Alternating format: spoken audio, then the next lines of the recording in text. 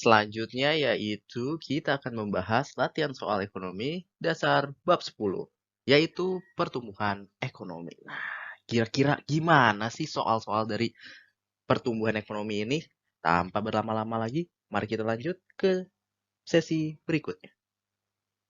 Nah, sekarang kita mulai ke soal yang pertama. Di sini ada soal yang nanyain bahwa berikut ini yang merupakan komponen penghitung GDP berdasarkan pengeluaran kecuali. Wah, ini pertanyaannya sepertinya cukup mudah ya teman-teman. Oke, saya beri waktu untuk menulis di kertas. 3, 2, 1. Oke.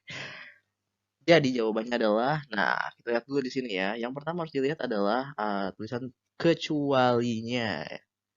Berarti kita harus nyari yang bukan dari komponen penghitungan GDP berdasarkan pengeluaran. Nah, kalau misalnya kalian mau nge-rewind lagi, apa sih rumus dari GDP pendekatan dengan pengeluaran? Nah, rumusnya adalah Y sama dengan C tambah I tambah G tambah NX. NX. Nah, ini dia teman-teman. Rumusnya, di mana nanti C ini adalah consume, terus I ini adalah infestation, lalu G ini adalah pembelian pemerintah atau government production, terus NX ini adalah permintaan luar negeri atau ekspor neto. Nah, kita lihat di sini. Yang pertama, konsumsi atau C. Berarti ini benar. Yang kedua, investasi. Berarti I. Ini juga benar. Nah, terus ini, NX.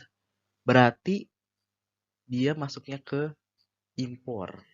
Ini juga benar. Nah, pajak ini nggak ada di sini ya, teman-teman.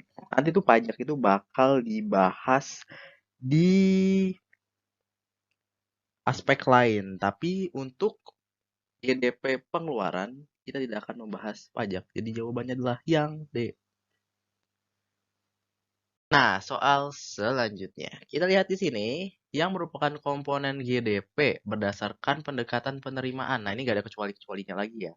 Berarti tinggal kita analisis aja. Tapi sebelum itu, saya persilahkan kepada teman-teman untuk menjawab dulu. 3, 2, 1. Oke. Jadi jawabannya adalah kalau kita lihat di sini, rumus dari GDP berdasarkan pendekatan dari penerimaan, rumusnya adalah WRIP. W tambah R tambah I tambah P. Di mana W ini untuk wage yang artinya adalah pembayaran terhadap tenaga kerja. Lalu ini rent atau disingkat dengan R yang artinya adalah pembayaran bagi jasa-jasa land dan faktor-faktor lain yang disewa. Lalu ini ada I atau disebut juga dengan interest atau bunga. Lalu yang terakhir ada P atau disebut juga dengan profit yang biasanya dari usaha-usaha atau entrepreneur gitu teman-teman. Jadi kita lihat upah atau gaji ini benar, ini benar, ini benar, ini benar. R sewa, ini benar, ini benar, ini benar.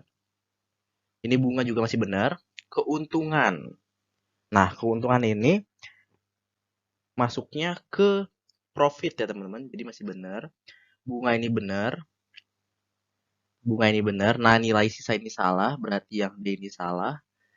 Penyusutan nggak termasuk ya teman-teman, berarti yang A ini salah. Ini juga penyusutan nggak termasuk, berarti salah. Jawabannya adalah yang C. Lanjut ke soal berikutnya.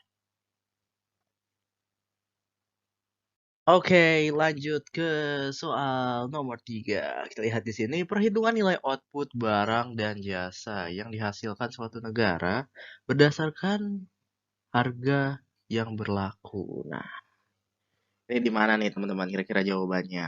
Apakah A, B, atau C, atau D? Sebelumnya saya kasih waktu 3, 2, 1. Nah, udah dipilih jawabannya. Jadi jawabannya yang benar adalah yang A ya teman-teman, yaitu GDP nominal. Ingat bahwa kalau misalnya berdasarkan harga yang berlaku, dihasilkan dari suatu negara itu udah pasti nominal jawabannya. Karena kalau misalnya real itu berdasarkan harga tahun dasar. Ini harga tahun dasar. Nah, terus kalau misalnya GDP deflator ini termasuknya adalah harga output. Jadi ini nggak ada korelasinya ya. Ini adalah tidak bisa karena harga output harga output yang gimana nih? Harga output yang relatif terhadap harga tahun dasar. Nah, kalau ini berarti bukan harga yang berlaku tapi output harga tahun dasar. Tahun dasar. Nah, selanjutnya GDP potensial. Kenapa juga nggak bisa? Karena GDP potensial ini adalah GDP yang dihasilkan saat kerja penuh. Kerja penuh. Sedangkan kalau ini nanti dia bakal disandingkan sama ada satu lagi GDP aktual. Nah, nanti ini pasangannya sama GDP aktual di mana nanti GDP aktual itu yang benar-benar dihasilkan gitu, teman-teman. Benar-benar dihasilkan. Jadi untuk jawabannya pada soal ini adalah yang A. Lanjut ke soal berikutnya. Nah, kita udah mulai masuk nih ke ranah soal yang paling disukai oleh mahasiswa-mahasiswa PPKU, yaitu adalah soal benar salah. Nah, di sini kita dipaksa untuk menganalisis dari statement yang dihasilkan. Kita lihat nih. Yang pertama, produk domestik bruto atau PDB merupakan indikator yang biasa digunakan untuk mengukur pertumbuhan ekonomi suatu negara. Nah, kita lihat dulu ya teman-teman. Yang pertama yaitu adalah domestik. Domestik itu artinya adalah negara. Jadi, kalau misalnya biasanya ada GDP sama GNP, di mana GDP itu juga ruang lingkupnya adalah suatu negara, dan juga GNP ruang lingkupnya adalah masyarakat, misalnya GNP masyarakat Indonesia. Berarti masyarakat Indonesia yang ada di dalam Indonesia maupun di luar negeri yang merupakan warga negara Indonesia. Sedangkan kalau misalnya GDP, itu biasanya adalah eh, pada suatu negara. Nah, semua yang ada di dalam negara tersebut merupakan bagian dari GDP. Nah, sama dengan PDB ini ya teman-teman, yaitu indikator untuk mengukur pertumbuhan ekonomi suatu negara. Kenapa? Karena misalnya dalam suatu negara, nah dia kalau misalnya domestik, nah nanti dia itu hanya mengukur yang ada di negara tersebut saja, tidak mengukur yang di luar negara tersebut. Jadi jawabannya benar.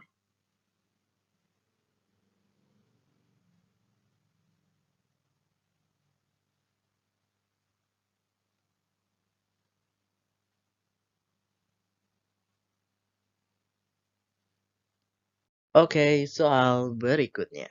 Kita lihat di sini.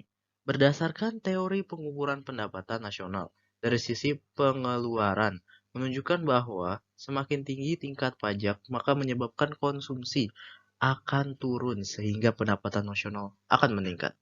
Nah, ini jawabannya adalah salah ya teman-teman. Kenapa salah? Karena jika pajak meningkat, si pajak ini meningkat, maka nanti pendapatan masyarakat yang dapat digunakan untuk konsumsi seperti membeli barang dan lain-lain itu akan semakin sedikit. Jadi orang-orang tuh akhirnya tidak akan membeli barang. Akhirnya dari aspek tersebut pendapatan nasional bukannya akan meningkat, tapi akan menurun. Seperti itu teman-teman. Jadi jawabannya adalah salah.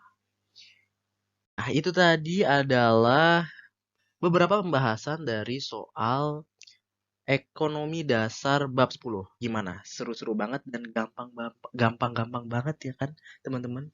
Nah, setelah ini kita akan membahas nih latihan soal bab 11 mengenai inflasi dan pengangguran. Gimana? Penasaran? Tetap stay tune di videonya.